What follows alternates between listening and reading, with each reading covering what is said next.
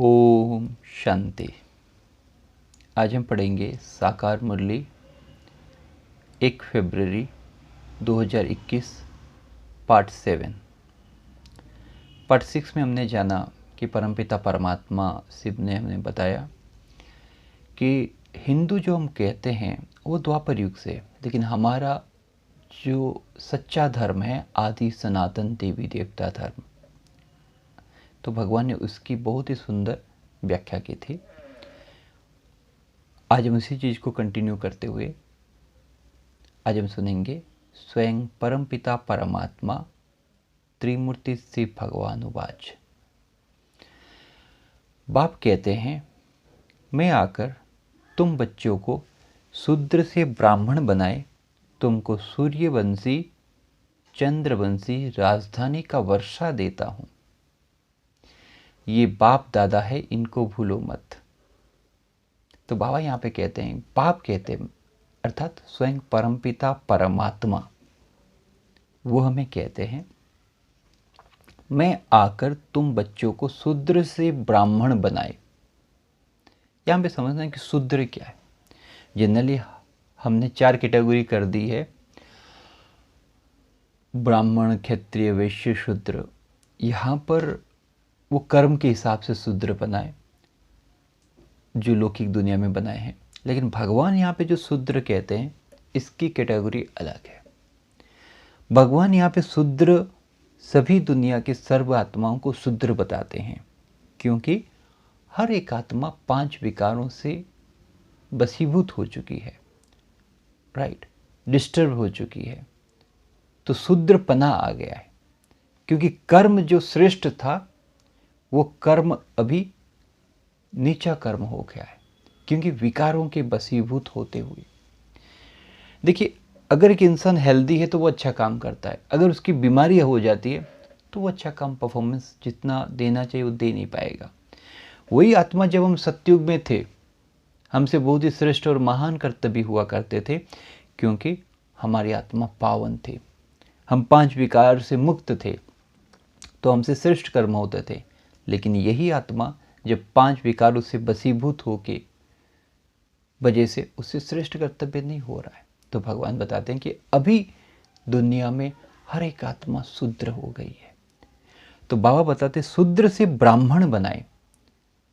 जैसे आगे भी बताए थे, ब्राह्मण अर्थात जो स्वयं परमपिता परमात्मा शिव के महावाक्य ब्रह्मा के तन द्वारा जो सुनते हैं वो ब्राह्मण, राइट, क्योंकि ब्रह्मा के मुख द्वारा जो वाणी सुनते हैं, राइट, तो ब्राह्मण, जिनको ब्रह्मा कुमार कुमारी भी कह सकते हैं। ब्राह्मण बनाए तुमको सूर्यवंशी चंद्रवंशी राजधानी का वर्षा देते हैं। तो भगवान बताते हैं कि पहले शूद्र थे, शूद्र से जिन्होंने ज्ञान सुना वो ब्राह्मण हुए। कि ब्राह्मण होने के बाद में एक परिवर्तन आया कि यस, हमें अपने आप को चेंज करना है, हमको 5 विकार से मुक्त होना है, क्योंकि वो पढ़ाई पढ़ रहे हैं, ब्राह्मण अर्थात वो पढ़ाई पढ़ रहे हैं, तो उनके अंदर ये परिवर्तन आया। तो ये परिवर्तन हुआ शूद्र से ब्राह्मण। अब ब्राह्मण बनने के बाद में लक्ष्य क्या हुआ? सूर्यवंशी चंद्रवंशी राजधानी का वर्षा बाबा देते। बाबा कहते हैं कि सूर्यवंशी अर्थात सतयुग, चंद्रवंशी त्रेता युग, इन दोनों युग का वर्षा हमको मिलता है जो परमात्मा के महावाक्य सुनते हैं। जैसे लौकिक दुनिया में एक बच्चा जन्म होते ही उसकी प्रॉपर्टी का मालिक बन जाता है, राइट, उसने कुछ रोजगार नहीं किया है, लेकिन जन्म होते ही उस घर का वो प्रॉपर्टी का मालिक बन गया। वैसे ही जो आत्माएं ये महावाक्य सुनते हैं, राइट, और उनको जीवन में धारण करते हैं, उनको सतयुग और त्रेता युग दुनिया का वर्षा अर्थात प्रॉपर्टी मिलती है। तो कितना बड़ा सौभाग्य है। फिर बाबा इंपॉर्टेंस दिलाते हैं कि यह बाप दादा है, इनको भूलो मत। बाबा कहते हैं, ब्रह्मा दादा, मैं शिव परमपिता परमात्मा तुम्हारा पिता हूँ, ये भूलो मत। अर्थात भगवान बोलते हैं कि ये मेरी वाणी है, तुम मत सोचो कि ये कोई साधारण मनुष्य या देहधारी की वाणी है। नहीं, भगवान बताते हैं कि ये मेरी वाणी है, इसके ऊपर चलो, समय कम है, तो भगवान बोलते इसको अपने जीवन में जितना जल्दी धारण करोगे उतना अच्छा है। क्योंकि देखिए, हम साधु संत की वाणी सुनते हैं, हाँ ये किनकी वाणी है, इनकी ब्रह्मा कुमारी संस्था की ऑर्गेनाइजेशन की वाणी है, लाइक दैट, वो ऐसे बोलते हैं। लेकिन नहीं, ये वाणी स्वयं भगवान की, ये पहले हमें निश्चय होना चाहिए। जो मुरली हम सुनते हैं स्वयं परमपिता परमात्मा के मुख से, जो ब्रह्मा के मुख से जो ज्ञान देते हैं, वो वाणी है। वो कोई महात्मा देवात्मा धर्मात्मा की नहीं, स्वयं परमपिता परमात्मा की है। आप बोलते इसको पक्का करो, इसको पूरी तरह से इसको समझना है।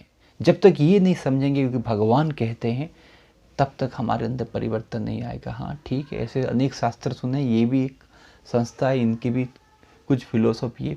ये फिलोसफी किसी की नहीं, स्वयं भगवान की श्रीमत है, भगवान के वर्षन है। वो हमें इतनी बड़ी प्रॉपर्टी देना चाहते हैं। तो पहला ये निश्चय होना बहुत अत्यंत आवश्यक है। फिर बाबा बताते हैं, शिव बाबा ब्रह्मा द्वारा हमको स्वर्ग का लायक बना रहे हैं, क्योंकि पतित आत्मा तो मुक्तिधाम जा नहीं सकती जब तक कि पावन ना बने।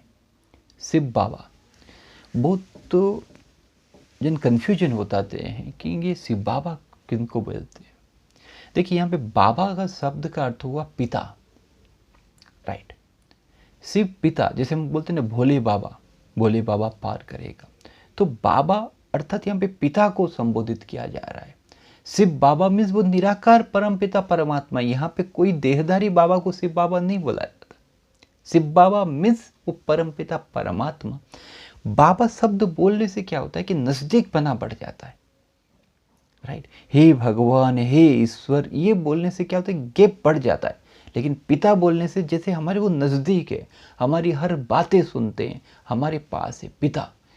ऐसे हम बोलते भी हैं तमेव माताश्च पिता, लेकिन बाबा बार बार बोलने से जैसे मैं पिता से, हम तो हमारी अभी आदत ऐसे पड़ी बाबा बोल, सिर्फ बाबा बोलने की जरूरत नहीं, बाबा कहते हैं, क्यों वो पक्का हो गया कि बाबा मत पिता परमात्मा, राइट।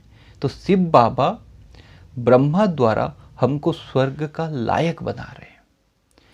बाबा बोलते हैं कि कोई भी चीज़ में अगर वकीलाती पढ़ते हैं तो वो पढ़ाई करनी पड़ती है, वो लायक बनाना पड़ता है। तो भगवान बोलते हैं मैं अपने ज्ञान से तुम्हें सत्युग दुनिया का लायक बना रहा हूँ, क्योंकि पतित आत्मा मुक्ति जा नहीं सकती। जो पतित आत्मा है, जो 5 विकारों के बसीभूत है, वो परम धाम में जा नहीं सकती। Very important.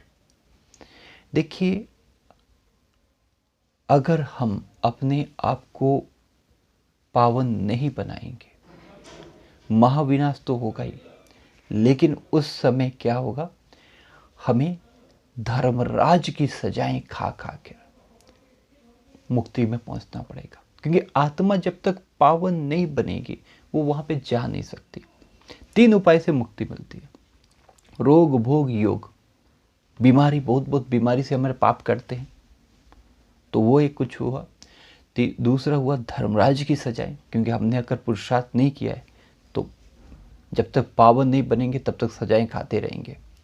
आत्मा जब तक प्योर नहीं होती, बिल्कुल जैसे कपड़े की धुलाई करते रहते हैं, उसको जब तक साफ ना हो उसकी धुलाई होती रहती है, वैसे आत्मा की धुलाई होती है, क्योंकि जब तक वो साफ नहीं तो मुक्ति जाएगी कैसे, राइट। That's most important. तो यहाँ पर क्या बता रहे हैं कि जब तक आत्मा पावन नहीं बनी है वो मुक्ति को जा नहीं सकती। तो तीसरा उपाय क्या हुआ, क्या, रोग भोग योग, जो सिंपल उपाय, इसमें कोई कष्ट नहीं है। योग में परमात्मा से योग, अपने को आत्माभिमानी स्थिति से परमपिता परमात्मा को याद करने से हमारे आत्मा में जन्म जन्मांतर के पाप विनाश हो जाते हैं। आत्मा पूरी तरह से पावन बन जाती है परमात्मा की याद से। Most important. तो इसमें कोई कष्ट नहीं है, बहुत ही सहज है, बहुत ही सिंपल है, केवल याद करने की आवश्यकता है। तो बाप बता रहे हैं कि मैं तुम्हें पावन बनाने का रास्ता बता रहा हूं, अर्थात सहज उपाय बता रहा हूं। क्योंकि हम हमेशा बोलते थे भगवान हमको मुक्ति दे दीजिए, हमको बैंकुट में ले जाइए, राइट। तो भगवान बताते हैं कि ऐसे नहीं कि सबको दे दे, जो पुरुषार्थ करेगा उस हिसाब। तो भगवान बोलते हैं कि उस उपाय को मैं बताने आया हूँ। हमको किसी साधु ने बोल दिया ये कर लो, हम कर लेते हैं, ये पूजा कर लो, ये कर लो। भगवान जो रास्ता बताते हैं वो हर कोई कर सकता है। एक गरीब जिसके पास पैसा नहीं है वो भी कर सकता है, एक अमीर भी कर सकता है, राइट। तो भगवान का जो रास्ता है बहुत सहज है, और भगवान का रास्ते में यही बताते हैं कि याद हमारा जितना मन भगवान के साथ लगे उतना हम आत्माएं पावन बनती जाएंगी, राइट। आप सोचिए, कोई ऐसे कोई बोल सकता है मुझे याद करो? ये स्वयं भगवान बताते हैं कि मेरे साथ कनेक्ट करो, मैं ही तुम्हें सच्चा रास्ता, सही रास्ता बताता हूँ।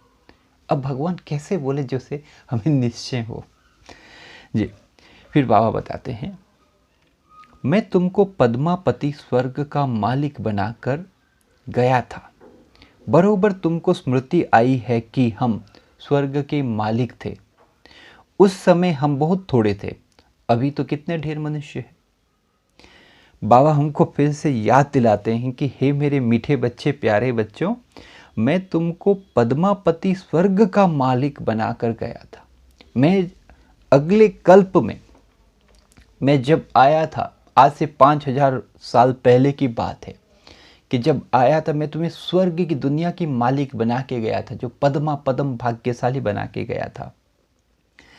कि बाबा कहते तुम याद करो, मैं ही नहीं ही तुम्हें स्वर्ग का मालिक बनाया था। अब स्मृति आई है भी तुम्हारे अंदर कि यस, वही परमपिता परमात्मा है जिन्होंने हमको स्वर्ग का मालिक इतना सुख दिए थे। फिर बाबा उस दुनिया के बारे में बताते हैं, उस दुनिया में हम बहुत थोड़े थे। सतयुग में कितने 9,16,108 थे, बहुत थोड़े थे। अभी तो कितने ढेर मनुष्य है, अभी तो देखिए 7.5 करोड़ मनुष्य हो गए। तो कितने मनुष्य अभी, तो उस दुनिया के कंपैरिजन अभी क्या है। तो भगवान बोलते हैं कि अभी वही ऑडिशन चल रहा है सत्युग दुनिया के जाने का। तो जो जैसा पुरुषार्थ करेगा वो वैसे पद के अधिकारी होंगे। इसलिए बाबा कहते हैं ये मैं तुम्हें प्रॉपर्टी देने जा रहा हूँ, मैं तुम्हें दे रहा हूँ। हर कल्प दिया था, अभी मैं देने के लिए आया हूँ, राइट। तो अब मेरे से मन लगाओ और सोचो कि ये वाणी कौन बोल सकता है जो बार बार बताते हैं कि मैं तुम्हें बताता हूँ उस दुनिया में। भगवान कहते हैं मुझे तुम्हारा पैसा वगैरह कुछ नहीं चाहिए, मुझे तुम्हारा मन जो है ना मेरे साथ लगाओ। क्योंकि हमने इस मन को जिसके साथ भी लगाया हमारा पावर कम हुई है, राइट। 5 विकारों के हम वशीभूत होते हैं।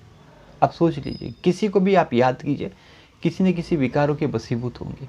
एक परमपिता परमात्मा को याद करेंगे, ना उसमें काम विकार आएगा, ना क्रोध आएगा, ना लोभ आएगा, ना मोह आएगा, ना अहंकार आएगा। इसीलिए भगवान कहते हैं मेरे साथ कनेक्शन करो, ठीक है। आप सभी का बहुत बहुत धन्यवाद। ओम शांति।